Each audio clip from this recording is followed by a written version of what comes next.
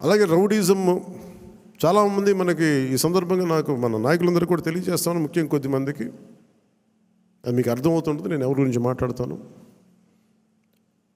Rowdyism దయచేసి మీరు నమ్మకండి.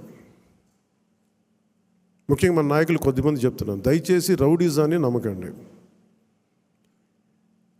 మెత్తగా ఉన్న నాయకుల మీద, ఏం మాట్లాడిన నాయకుల మీద మీరు వచ్చి మాట్లాడాలి కానీ తిట్టడాలు కానీ చేస్తే నాకు ఆ భయాలు లేవు.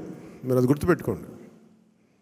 వైసీపీ లాంటి ఒక గుండా పార్టీని ఎదుర్కొని వచ్చిన వాడిని మీరు నన్ను బెదిరించగలరా? మీరు ఆలోచించండి. కొంచెం లోతుగా మీరు అధ్యయనం చేయాలి దాన్ని. ఎందుకంటే మాట కావాల్సిన సంస్కారం కావాలి. ఇక్కడ మీరు కూర్చోబెట్టి బెదిరించేసి సామాజిక మాధ్యమంలో మన నాయకులు మీరే తిడతా ఉంటే నేను మిమ్మల్ని వదులుకోవడానికి సిద్ధంగా ఉంటాను. అది గుర్తుపెట్టుకోండి. అది మీరు నాకు ఎంత లాయలిస్టులు వ్యక్తిగతంగా అయినప్పటికీ కూడా, మీరు నా కమిటెడ్ లాయలిస్టులు అయినప్పటికీ కూడా, ప్రజాస్వామ్యానికి విఘాతం కలిగించిన, రౌడీజం చేసిన నేను వదులుకోవడానికి సిద్ధంగా ఉంటాను. దయచేసి దీన్ని మీరు మంచి మనసుతో అర్థం చేసుకోండి. అది నేను మాట్లాడినప్పుడు ఎందుకు చాలా తీవ్రంగా ఉంటుంది, చాలా గట్టిగా మాట్లాడతాను.